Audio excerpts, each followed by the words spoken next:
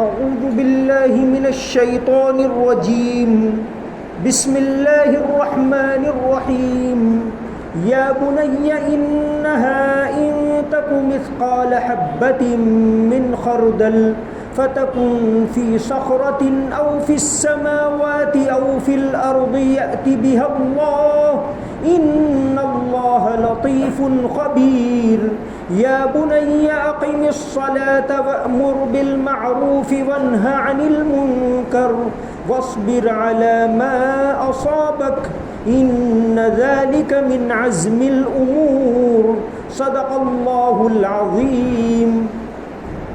لقمان نے کہا بیٹا اگر کوئی چیز رائی کے دانے کے برابر بھی ہو اور وہ کسی چٹان میں ہو یا آسمانوں میں یا زمین میں تب بھی اللہ اسے حاضر کر دے گا. یقین جانو اللہ بڑا باریک بین بہت باخبر ہے. بیٹا نماز قائم کرو, لوگوں کو نیکی کی تلقین کرو اور برائی سے روکو, اور تمہیں جو تکلیف پیش آئے اس پر صبر کرو, بے شک یہ بڑی ہمت کا کام ہے. یہاں حضرت لقمان علیہ السلام کی نصیحتوں کا بیان ہے. اس سے پہلے جو دو اہم نصیحتیں حضرت لقمان علیہ السلام کی آئی, سب سے پہلے تو شکر کا ذکر ہوا, پھر اس کے بعد نصیحت آئی کہ شرک سے دور رہنا, پھر نصیحت یہ تھی کہ ماں باپ کی تعظیم کرو. اب یہاں یہ بات آئی کہ دیکھو ہر چھوٹی بڑی چیز دنیا میں جو بھی ہو رہا ہے اللہ تعالیٰ اس سے بہت باخبر ہے. تمہارا چھوٹا عمل ہو اس کو بھی اللہ دیکھتا ہے, تمہارا بڑا کام ہے اس کو بھی اللہ دیکھتا ہے, جو کام پوشیدہ ہے وہ بھی اللہ کی نظروں سے غائب نہیں ہے, اور جو کام اجالے میں ہو رہا ہے وہ بھی اللہ کی نظروں سے غائب نہیں ہے. ہمیشہ اس بات کو دھیان میں رکھنا کہ اللہ تم کو دیکھ رہا ہے اور اللہ ہر چیز سے باخبر ہے. فرمایا یا بنی انہا ان تکو مثقال حبۃ من خردل, ایک رائی کے دانے کے برابر. قرآن کریم میں رائی کا ذکر دو جگہ آیا ہے, ایک یہاں ہے اور ایک وَإِن تَكُ مِثْقَالَ, ایک دوسری جگہ آیا ہے. دو جگہ رائی کا ذکر آیا ہے. حدیث شریف کے اندر بھی رائی کا ذکر ہے کہ رائی کے دانے کے برابر بھی ایمان ہوگا تو اللہ تعالیٰ جنت میں داخل کریں گے, اور رائی کے دانے کے برابر بھی تکبر ہوگا تو اللہ تعالیٰ اس کو دوزخ میں داخل کرے گا. تو یہ رائی کا جگہ جگہ ذکر ہے. ڈاکٹر اقتدار فاروقی صاحب نے رائی کے کیا کیا طبی فائدے, اس کے میڈیکل فائدے, کیونکہ نبی کریم صلی اللہ علیہ وسلم کی باتوں میں ہر طرح کی حکمت موجود ہے, تو اس کے جو میڈیکل فائدے ہیں اس پر بہت تفصیل سے لکھا ہے. اس آیت کے بارے میں مولانا مفتی محمد تقی عثمانی صاحب نے لکھا ہے کہ اگر کوئی چیز گم ہو جائے, کسی کی کوئی چیز گم ہو جائے اور اس آیت کو پڑھے تو اللہ تبارک و تعالیٰ اس چیز کو, اس کو جو کھوئی ہوئی چیز ہے اس کو واپس کرنے میں مدد کرتے. تو یہ اس آیت کی یہ بھی فضیلت ہے. اس آیت میں اللہ کے دو نام ہیں, ان اللہ لطیف خبیر. لطیف کے معنی باریک بین, اللہ تعالیٰ باریک باریک بات کو دیکھ رہے ہیں, اس کو برابر دھیان میں رکھنا. تو حضرت لقمان علیہ السلام کی نصیحت تو یہ ہے کہ ہر چھوٹا بڑا عمل اللہ کی نگاہ سے غائب نہیں ہے. فَمَن يَعْمَلْ مِثْقَالَ ذَرَّةٍ خَيْرًا يَرَهُ وَمَن يَعْمَلْ مِثْقَالَ ذَرَّةٍ شَرًّا يَرَهُ, کہ ذرے کے برابر اچھا کام ہوگا اس کا بھی اللہ تعالیٰ بدلہ دیں گے, ذرے کے برابر برا کام ہوگا اس کا بھی اللہ تبارک و تعالیٰ بدلہ دیں گے. تو یہاں اللہ کی دو صفات ہیں. لطیف کے معنی باریک چیز کو دیکھنے والا, ہر چیز اللہ کے علم کے اندر ہے, کوئی بھی چیز ہو. آج کل یہ تمہاری ٹیکنالوجی ہے کہ سیٹلائٹ ہر چیز اس کی نگاہ میں, وہ جی پی ایس کا سیٹلائٹ ہے, آپ کہاں ہو کہاں آگے مڑنا ہے. کہ یہ جب انسان نے جو چیز بنائی وہ اتنی خبر رکھتی.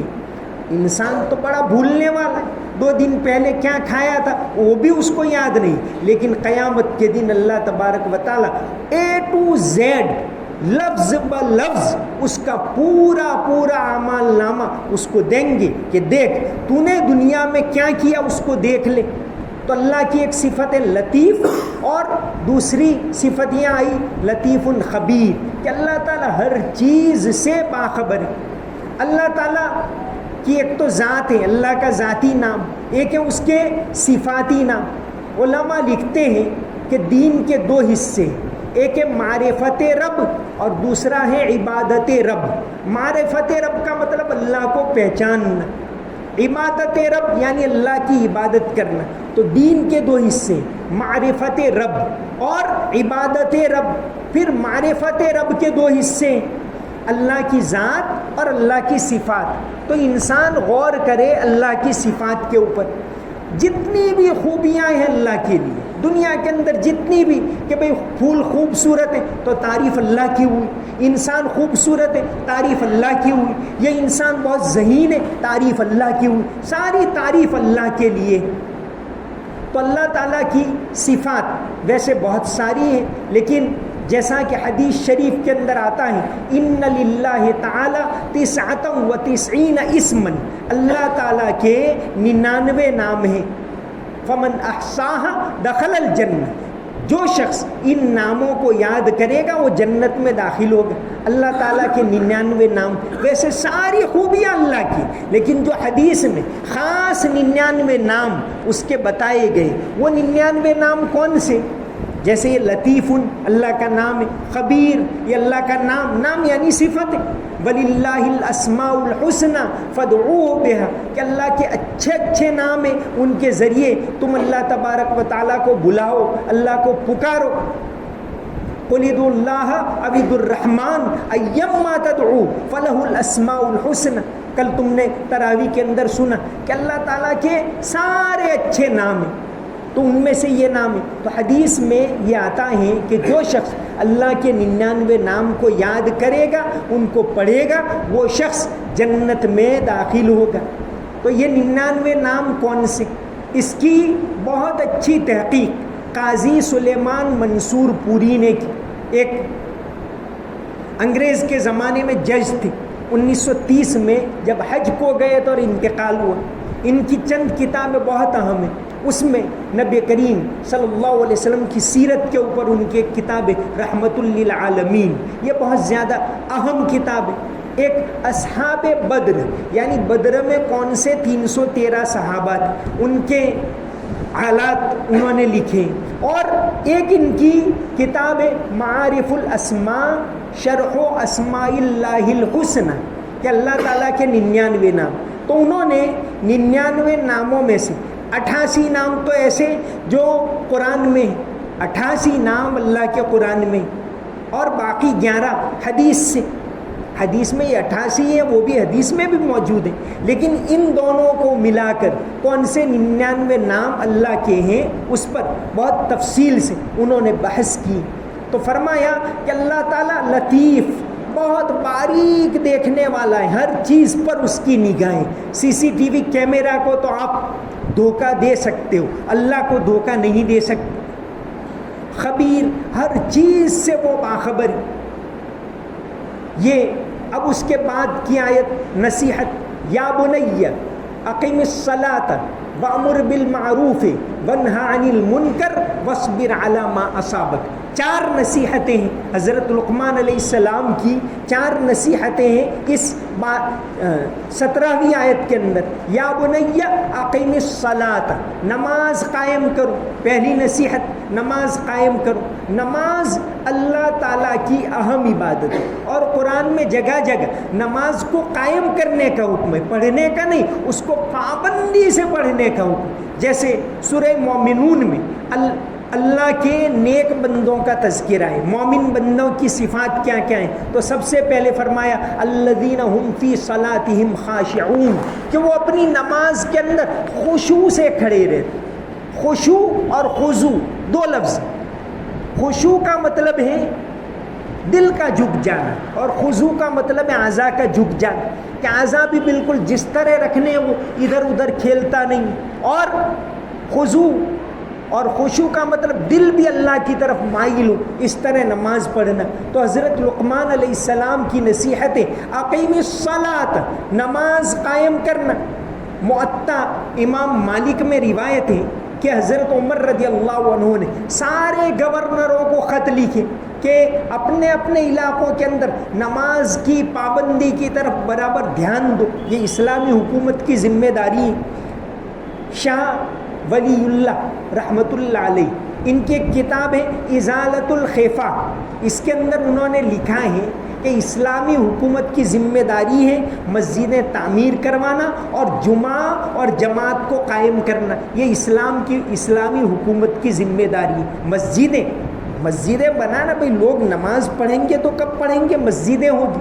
تو یہاں نصیحت اقیم الصلاۃ، نماز قائم کرو۔ نماز قائم کرنے کی جگہ ہے مسجد، تو مسجد اللہ تبارک و تعالیٰ کا گھر ہے، ان کو قائم کرنا بنانا یہ شاہ ولی اللہ نے لکھا ہے کہ اسلامی حکومت کی ذمہ داری۔ مسلمان جہاں کہیں گئے انہوں نے سب سے پہلے مسجد بنانے کی فکر کی۔ خود اللہ کے نبی صلی اللہ علیہ وسلم مدینہ میں گئے تو ابھی مدینہ شہر میں داخل نہیں ہوئے، ابھی ایک بستی میں رکے، قباء نام کی بستی، وہاں مسجد بنوا دی آپ نے، سب سے پہلی مسجد لمسجد اسس علی التقوی من اول یوم، پہلی مسجد آپ نے بنوائی۔ پھر اس کے بعد مدینہ اندر شہر میں گئے، پھر وہاں مسجد نبوی بنوائی۔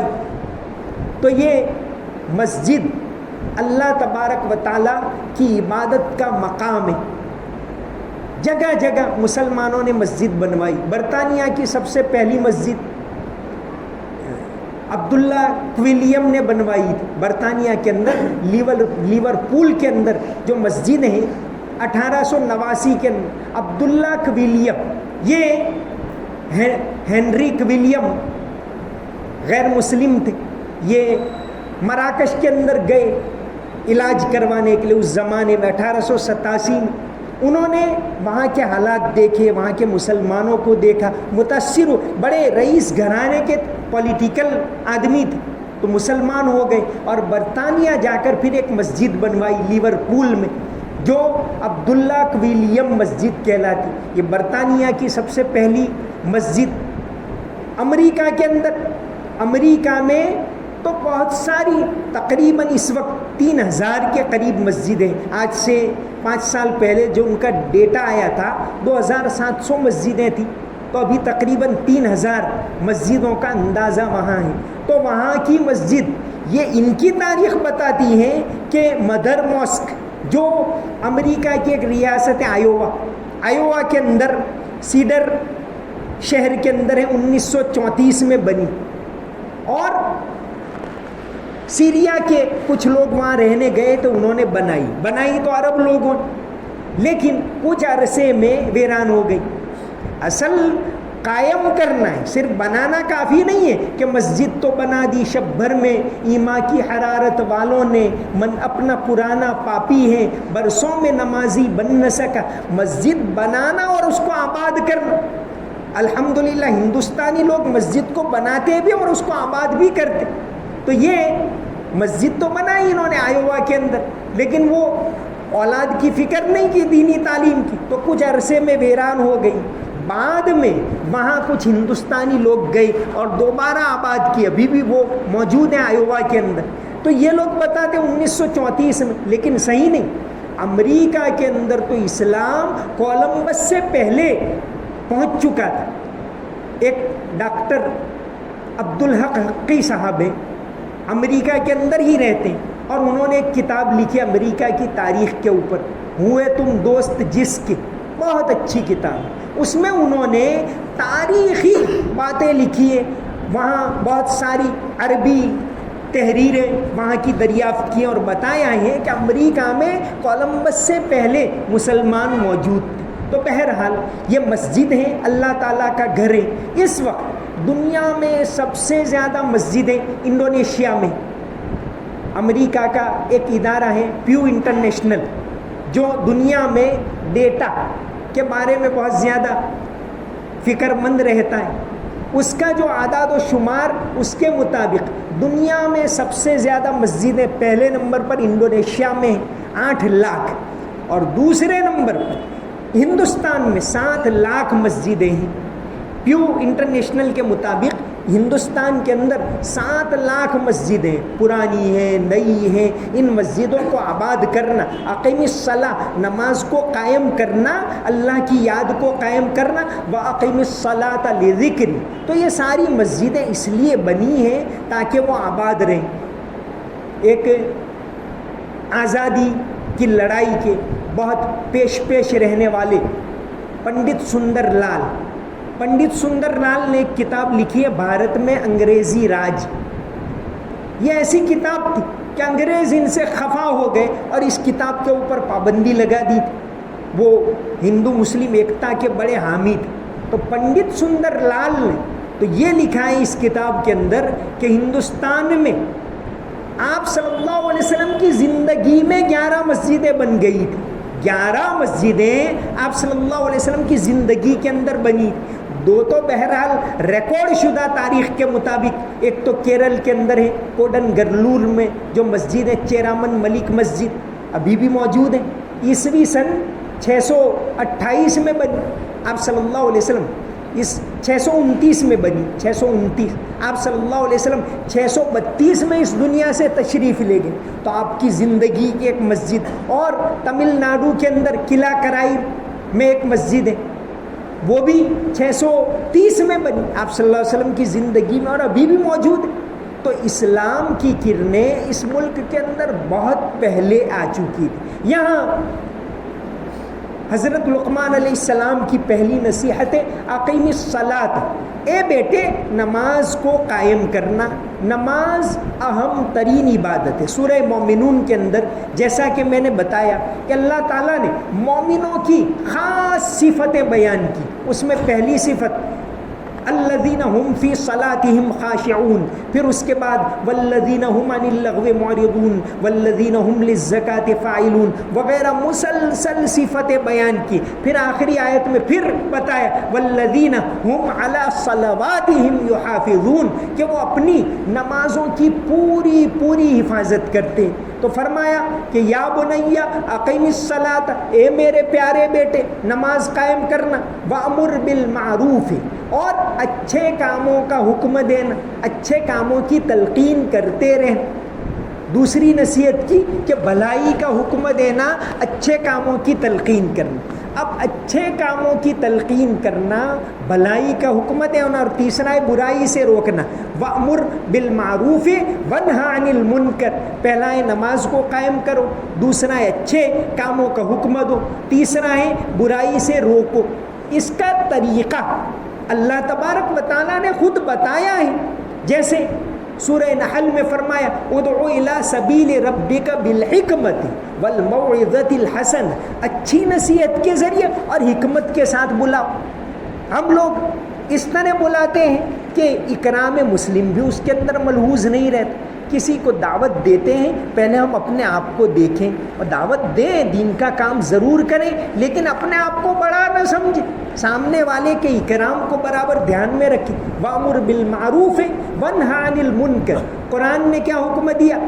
سورہ حامیم سجدہ میں فرمائے ادفع باللتی ہی احسن فاذا الذی بینک وبینہ عداوۃ کانہ ولی حمیم، کہ اگر تم صحیح طریقے سے دعوت کا کام کرو گے تو جو تمہارا مخالف ہے وہ تمہارا جگری دوست بن جائے گا. اب ہم اس طرح نہیں کرتے کہ کسی کی برائی ہے اس کو بلا کر اس کو تنہائی میں کہیں تو برابر، ہم تو اس کی توہین کرتے. 50 آدمیوں کے بیچ میں اس کو کہا تو یہ تو ایک مومن کی توہین کرنا ہو. جس کو کہنا ہے اس کو نہیں کہیں گے، 50 کو کہیں گے کہ فلاں ایسا ہے، فلاں ایسا ہے، فلاں ایسا ہے. تو یہ نیکی کا کام نہیں ہوا، یہ تو برائی کا کام ہوا. کسی مسلمان کی توہین کرنا ہوا، وہ بہت بڑا گناہ ہے. تو حضرت لقمان علیہ السلام کی نصیحتوں میں یہاں پہلی نصیحتیں نماز کو قائم کرنا، اقیم الصلاۃ، دوسری نصیحتیں وامر بالمعروف، بھلائی کا حکم دینا، تیسری نصیحتیں ونہی عن المنکر، برائی سے روکنا. تو برائی سے روکنا یہ بھی ایک اہم ذمہ داری ہے۔ پھر فرمایا وَاصْبِرْ عَلَىٰ مَا أَصَابَكَ، چوتھی بات تکلیف پہنچے اس پر صبر کرو، صبر۔ اور آگے آیت کے اندر فرما دیا کہ ان ذالک من عزم الامور، یہ ہمت کا کام، صبر کرنا یہ ہمت کا کام بتایا۔ حدیث شریف کے اندر آتا ہے، حضرت ابو ہریرہ رضی اللہ عنہ سے مروی ہے کہ آپ صلی اللہ علیہ وسلم نے فرمایا لیس الشدید بسرعہ انما الشدید الذی یملک نفسہ عند الغضب، بہادر وہ نہیں ہے جو دوسرے کو پچھاڑ دے، بہادر وہ ہیں جو غصے کے وقت اپنے آپ کے اوپر قابو رکھے۔ تو یہاں فرمایا کہ ان ذالک من عزم الامور، کہ صبر کرنا یہ تو ہمت کا کام ہے۔ آپ صلی اللہ علیہ وسلم باقاعدہ آتا ہے حدیث شریف کے اندر کہ روکانہ نام کا پہلوان تھا، اس کے ساتھ آپ صلی اللہ علیہ وسلم نے کشتی کی اور اس کو پچھاڑ دیا، یہ ایک الگ بات ہے، لیکن اصل یہ ہے کہ دین کے کاموں کے اوپر صبر کریں۔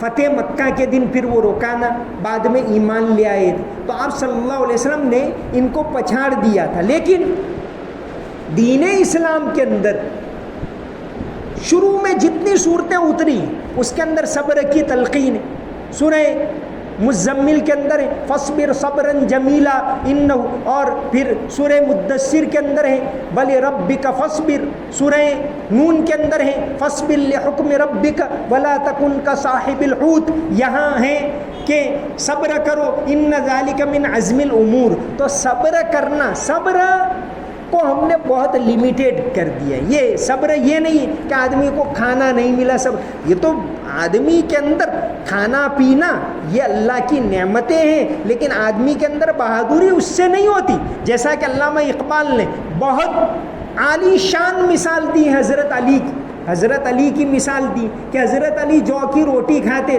علامہ اقبال کی ایک نظم ہے میں اور تو، نظم کا نام ہے میں اور تو، کہ وہ مسلمان کیسے تھے اور میں اور تو کیسے ہیں۔ نہ سلیقہ مجھ میں کلیم کا، نہ قرینہ تجھ میں خلیل کا، یہ نظم ہے۔ اس کے اندر ہے کہ تیری خاک میں ہے اگر شرر تو خیال فقر و غنا نہ کر، تیری خاک میں ہے اگر شرر تو خیال فقر و غنا نہ کر، کہ جہاں میں نان شعیر پر ہے مدار قوت حیدری۔ حضرت علی کی قوت ہے، وہ تو روٹی جو کی روٹی کھاتے تھے، لیکن وہ ہمت والے تھے۔ تو ہمت اور بہادری اور طاقت کھانے پینے کے بارے میں بہت زیادہ نبی کریم صلی اللہ علیہ وسلم کی تعلیمات ہیں، ایسی کہیں اور نہیں کہ آپ اچھا کھاؤ، صحت مند کھاؤ وغیرہ، باقاعدہ طب نبوی مستقل۔ لیکن جو ایک ایمانی قوت ہوتی ہے، ایک صبر کا مادہ پیدا ہوتا ہے، اس کے لیے وہ بھی ضروری نہیں۔ تو علامہ اقبال نے کہا کہ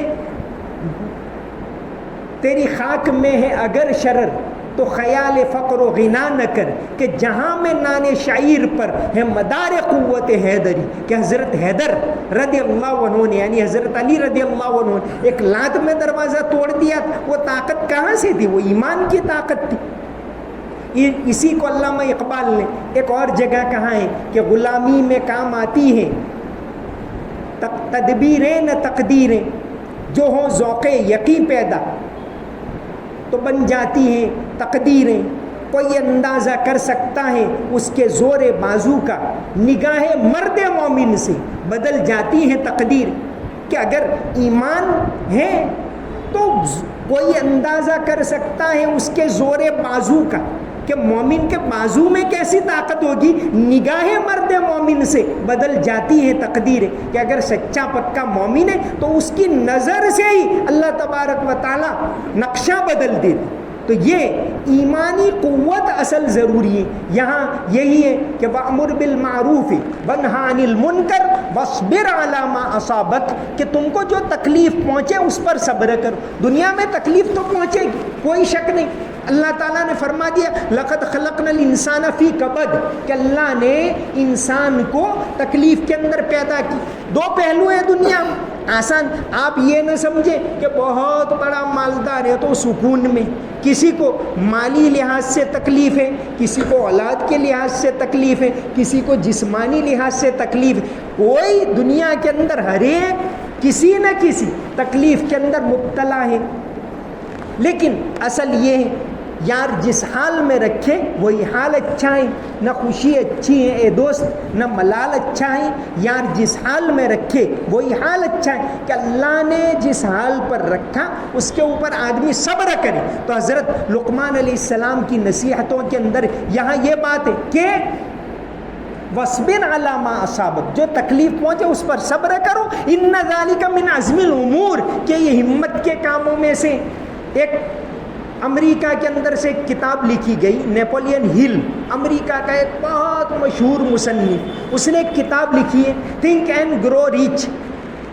اس کے اندر انہوں نے کہ دنیا میں جتنے بڑے بڑے لوگ ہیں ان کی عادتیں کہ بڑے کیسے بنتے ہیں انہوں نے دنیاوی لحاظ سے لکھی، لیکن اس میں ایک بات انہوں نے لکھی ہے کہ بھئی بڑے لوگوں کی 13 عادتیں، اس میں ایک عادت ہے کہ اندر سے جذبہ ہونا چاہیے، اندر سے آدمی کو کام کرنے کا جذبہ اندر سے پیدا ہوتا ہے۔ اس کے اوپر انہوں نے مثال دی ہے طارق بن زیاد کہ طارق بن زیاد گیا اسپین کے اندر، کچھ بھی نہیں ہے، کشتیاں ہیں، کہاں کشتیاں جلا دو، تو لوگ تعجب کرنے لگے کہ حضرت لڑکے، نوجوان لڑکے کہ حضرت سبب کو ختم کر دینا یہ تو شریعت میں کہاں جائز ہے، آپ تو یہ ایسا کیوں کر رہے ہیں؟ تو انہوں نے کہا نہیں جلا دو، اور یہی کام آئے۔ ہر ملک ملک ماست کہ ملک خدائے ماست، علامہ اقبال نے بہت بہترین طریقے سے اس کو بیان کیا ہے اپنی فارسی شاعری کے اندر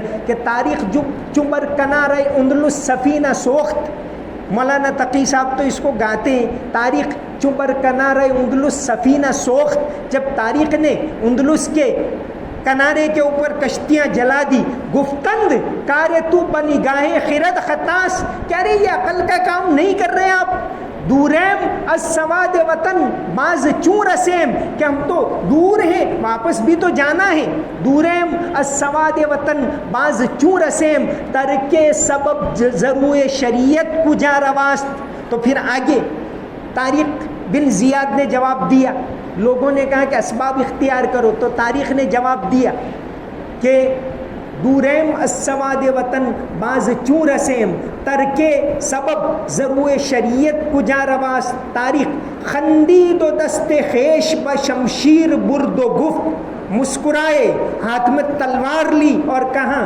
خندید و دست خیش بشمشیر برد و گفت، ہر ملک ملک ماست کہ ملک خدائے ماست، کہ وہاں اللہ ہے یہاں بھی اللہ ہے، وہاں جینا ہے یہاں جینا ہے، وہاں وہ روزی دیتا تھا یہاں بھی وہ روزی دے گا۔ وہ طارق ابن زیاد نے جواب دیا، اور یہ تاریخ کے اندر سنہرے الفاظ سے بات لکھی گئی ہے کہ ایک چھوٹے سے نوجوان نے جو ہمت والا تھا اس نے اسپین کو چند دنوں کے اندر فتح کر دیا۔ وما علینا الا البلاغ المبین۔